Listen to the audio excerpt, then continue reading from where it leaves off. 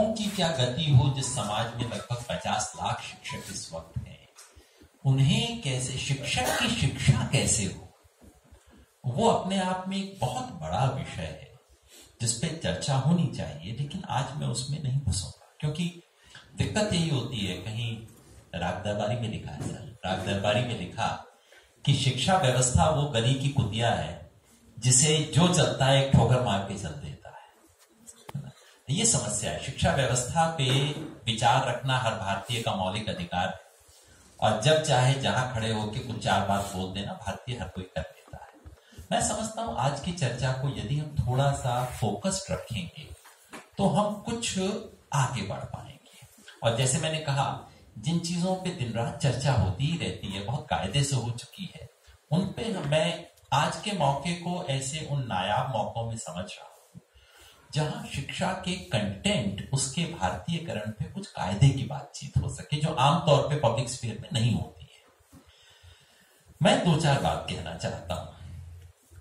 पहला, इस देश में शिक्षा कैसी हो उस पे जब हम गुलाम थे तब बहुत कायदे की बहस हुई। जब से हम राजनीतिक रूप से आजाद हुए हैं, हम मानसिक गुलामी हमारी बढ़ गई है। देश आजाद होने से पहले आपने ठीक बताया, गांधी जी ने सोचा, इस पे टैगोर ने सोचा, इस पे मालवीय जी का आपने जिक्र किया, श्री अरविंदो का, उनकी थोड़ा अमूर्त बातें कही थी उन्होंने। गिजुभाई बधेका ने बहुत कायदे से सोचा, जी, जाकिर हुसैन और मौलाना आजाद भी आपके मन में होंगे, शायद बोलना भूल गया उनके बारे में। तो ये सब लोगों ने बहुत चर्चा की है इन सवालों पे, बहुत लोगों ने इन सवालों पे चर्चा की है। लेकिन आजादी के बाद ऐसे कोई बड़े नाम नहीं आते जो इस प्रश्न पे विचार कर रहे हो कि शिक्षा कैसी और क्यों। बहुत कम लोग हैं जिन्होंने सोचा है, और दुर्भाग्यवश हमारी उस चर्चा में उन दस्तावेजों का जिक्र नहीं आता। शिक्षा के कई आयोग बैठे, लेकिन दरअसल 2007 में एक बहुत रोचक दस्तावेज इस देश में आया था, नेशनल करिकुलम फ्रेमवर्क।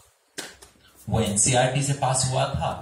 पता नहीं कोठारी जी को कैसा लगा होगा, क्योंकि 2007 साल और एनसीईआरटी तो दोनों लाल कपड़े की तरह दिखते होंगे। लेकिन उस डॉक्यूमेंट में जो चर्चा हुई है, पहली बार देश के इतिहास में कि स्कूल में बच्चों को प्रश्न पूछने की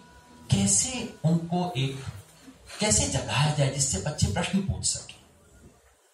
मुझे क्षमा कीजिएगा, मुझे इसमें रत्ती भर दिलचस्पी नहीं है कि किस महापुरुष को अपमानित, आप किसी महापुरुष को 50 बार अपमानित कर लीजिए, बच्चे के दिमाग पे कोई असर नहीं पड़ता इन चीजों का।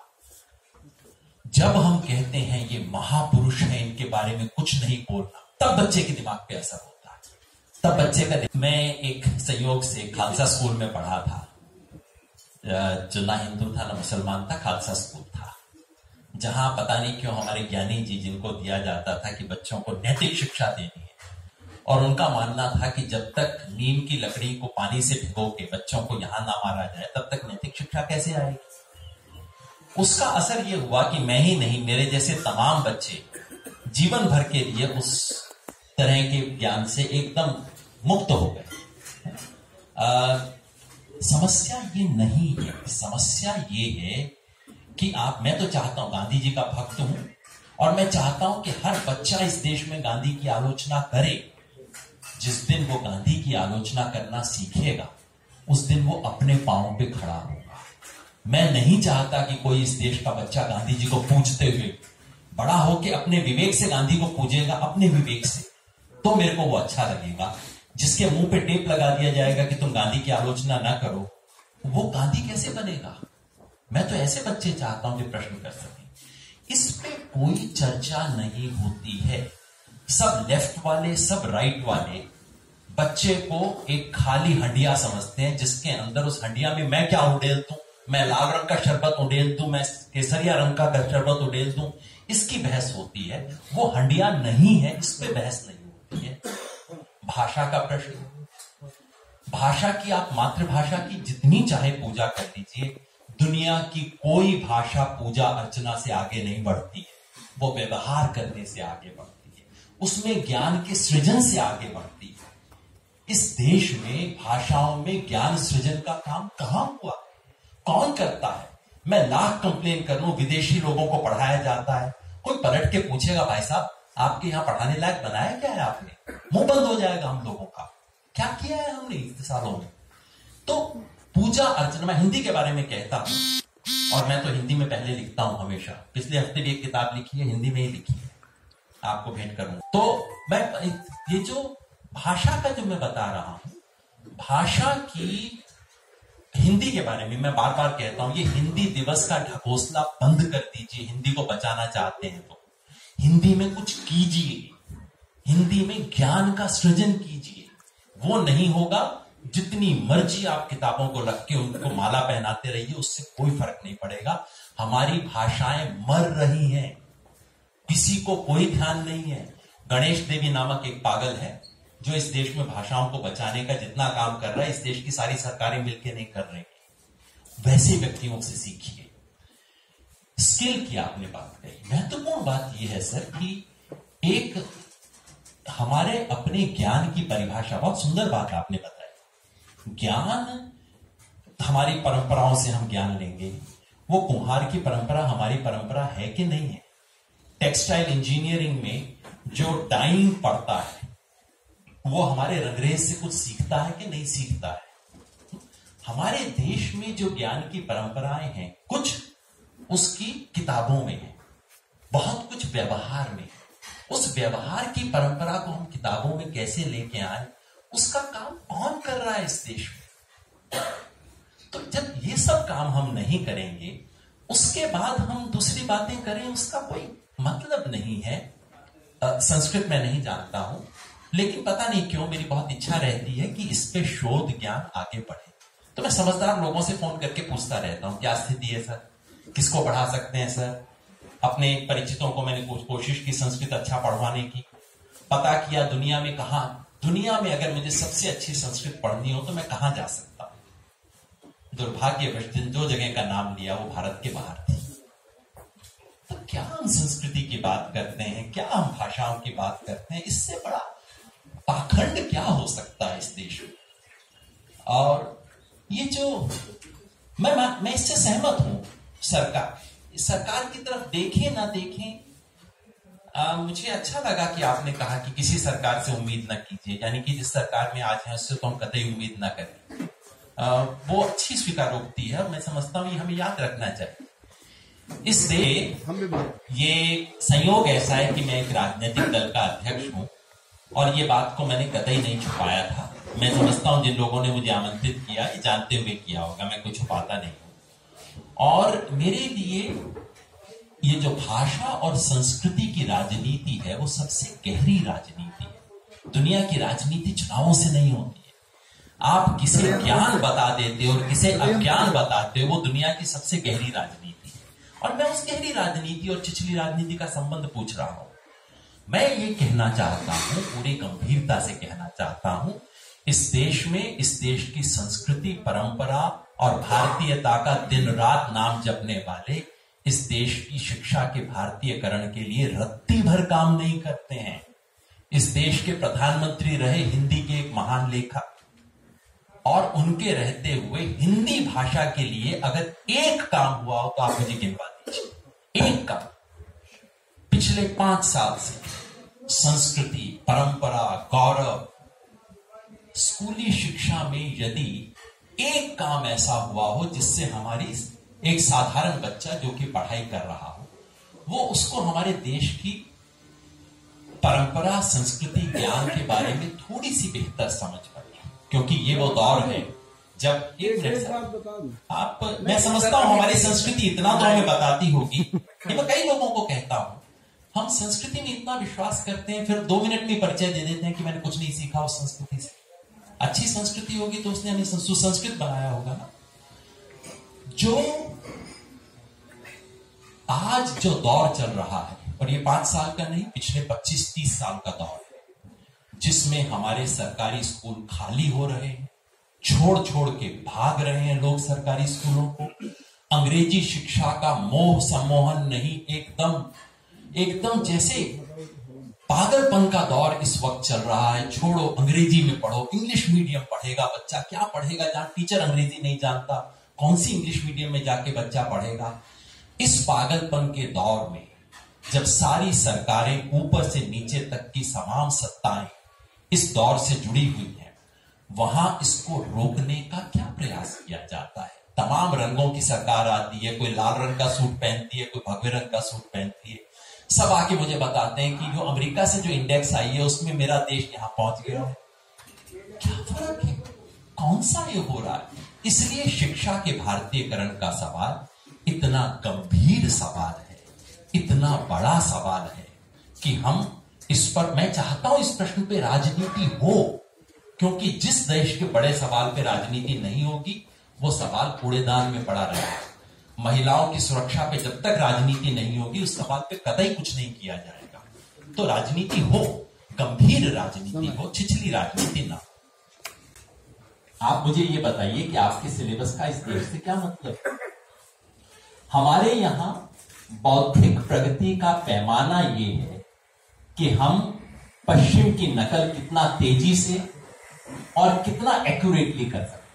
ये हमारी प्रगति का पैमाना है। इस देश की जो बड़ी बड़ी यूनिवर्सिटी मानी जाती है वो अपने आप उनके बारे में आप तय करके मैं बता सकता हूं। ये सब बातें मैं आज नहीं कह रहा हूं, ये जब मैं प्रोफेसर होता था तब भी कहता था कि मैं जानता हूं शिकागो यूनिवर्सिटी में और कोलंबिया यूनिवर्सिटी में अगर आज उसके सिलेबस में कोई कूड़ा आ जाएगा, वो 8-9 साल बाद जेएनयू में आ जाएगा, 10 साल बाद डीयू में आ जाएगा, उसके बाद देश भर में उसका प्रसार।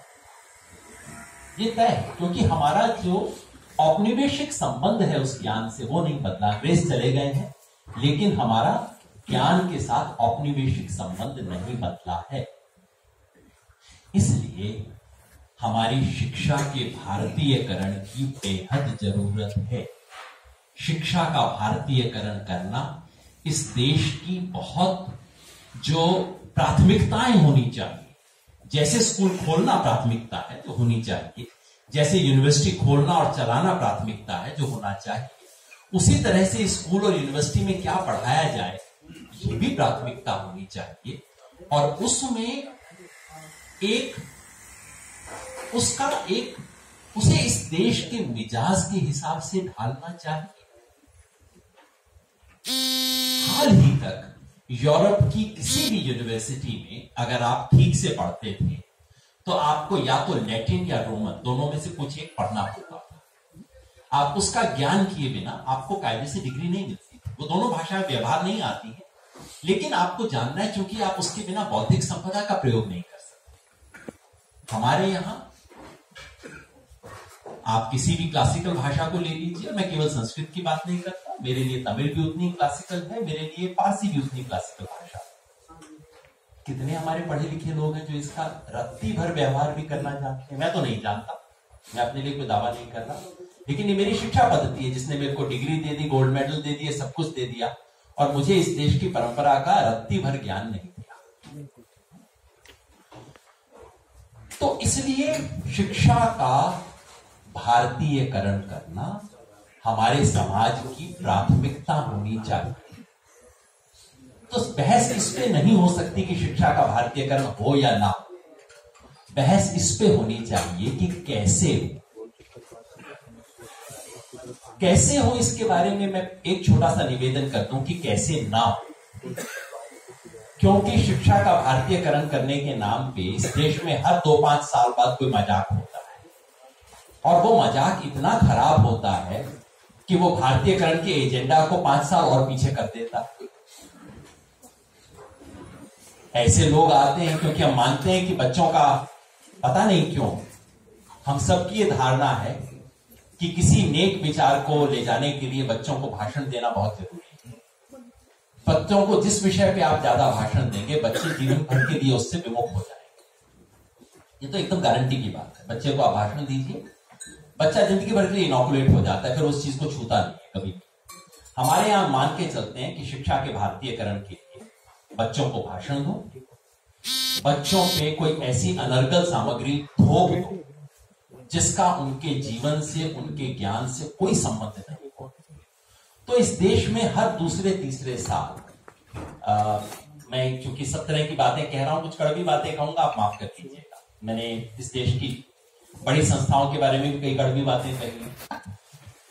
जिस मूढ़ता से इस देश में भारतीयकरण की कोशिश होती है, वो मूढ़ता हर 4 साल बाद उस एजेंडा को 10 साल पीछे खिसका देती है। वो करना उतना ही कठिन बना देती। 2-4 साल पहले कोशिश हुई थी, मैं व्यक्तियों का नाम नहीं लूंगा, कुछ हरियाणा में किताबें इंट्रोड्यूस हुई थी, कुछ गुजरात में हुई थी, उनमें से 1-2 किताबें मैंने पढ़ के देखी। इतनी हंसी आई, मुझे समझ नहीं आता था कि हंसू के रों इस चीज से कि ये आपने कर दिया तो बच्चे का जो रहा सा भारतीय सभ्यता से संबंध है वो भी टूट जाएगा, उसके बाद तो कुछ बचेगा ही। मूर्खता से होती है, इस गलतफहमी में होती है। क्या करते हैं, कहते हैं शिक्षा का भारतीयकरण करेंगे, तो बच्चे को पहले दिन से ये देना शुरू करो कि हर भारतीय चीज श्रेष्ठ है। दुनिया का कोई भी समझदार समाज ऐसी मूर्खता की कोशिश नहीं करता है। ये सोचना कि बच्चे को हम भारतीयता इससे सिखाएंगे कि केवल भारतीय चीजें बताओ और कुछ मत बताओ, इससे वो कूपमंडूक तो हो जाएगा, उसे भारतीयता की श्रेष्ठता में कतई विश्वास नहीं। थोड़ा हमें टैगोर पढ़ना चाहिए। टैगोर ने इस सवालों पर ध्यान से सोचा था। या कहा जाता है कि केवल हमारी परंपरा श्रेष्ठ है। मैं दुनिया की ज्ञान की एक परंपरा नहीं जानता जिसने केवल और केवल अपने स्रोतों का इस्तेमाल किया हो, अपनी श्रेष्ठता को साबित किया। ये केवल मूढ़ और मूर्ख लोग ही ऐसी कोशिश करते हैं।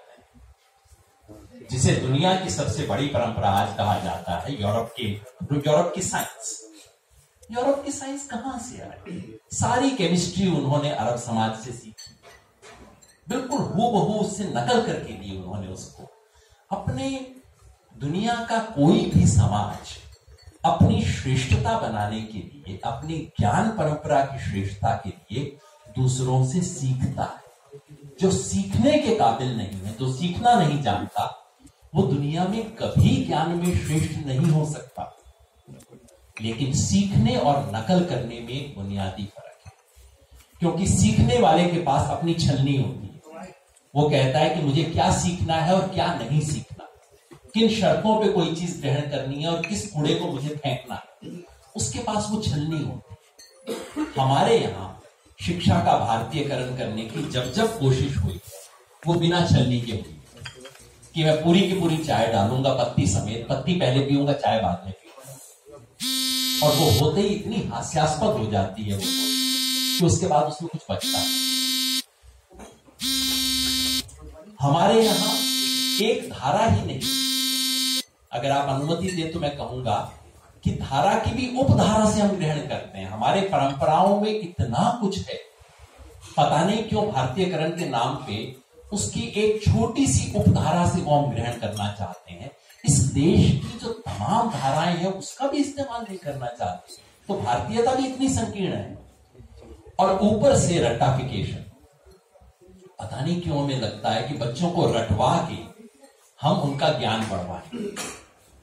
अब ये बात दुनिया की हर रिसर्च से, हर शिक्षा के उससे साबित हो चुकी है कि रट्टा करवाना बच्चों के लिए सबसे बुरा काम। उससे बच्चा कुछ भी ग्रहण नहीं करेगा, उसकी ग्रहण करने की क्षमता कुंद हो जाएगी। सो मैं सिर्फ इतना ही निवेदन कर रहा था कि भारतीयकरण कैसे करें, उससे पहले हम ये तय कर लें कि हम कैसे ना करें।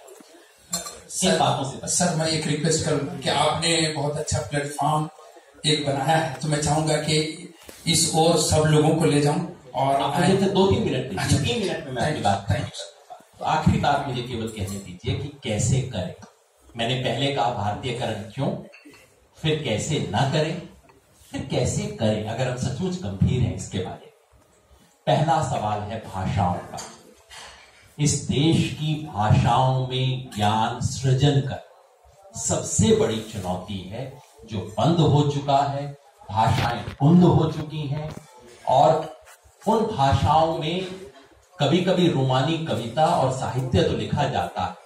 भाषाओं में हमने विज्ञान, भविष्य, अर्थशास्त्र, इसके बारे में मौलिक सृजन बंद कर दिया है। ये पहली चुनौती है। और भाषाओं का पुनरुद्धार करना, जो गणेश देवी ने अकेले किया, उतना भारत सरकार ने 10 साल में नहीं किया। भाषाओं को पुनर्जीवित करना, भाषाओं को बचाना, उसमें साहित्य बनाना, दूसरा, हमारी बौद्धिक परंपराओं को समृद्ध करें। बौद्धिक परंपराओं को सिर्फ गाड़े हुए सामग्री को बाहर उखाड़ लेना और उसको दुनिया को दिखाना, मैंने गाड़ी हुई चीज निकाल दी, इससे कोई फायदा नहीं होने वाला। उसको आपको सामयिक संदर्भ में बदलना होगा। आप खाली आयुर्वेद की पुराने फॉर्मूले दोहराते रहेंगे, उससे काम नहीं चलेगा। आज आपको उस पर रेंडमाइज क्लिनिकल ट्रायल करके दिखाना होगा कि कैसे आगे बढ़ सकता है। आपकी जो पूरी वनस्पति शास्त्र की जो पूरी इतनी विशद परंपरा है, कितना ज्ञान हमारे पास पड़ा है, उसको आपको बॉटनी की भाषा में डाल के दिखाना। ये नहीं करेंगे तो उस ज्ञान को लेके आप दुनिया भर घूम जाइए, कोई आपको एक रत्ती भर नहीं देखेगा। तीसरी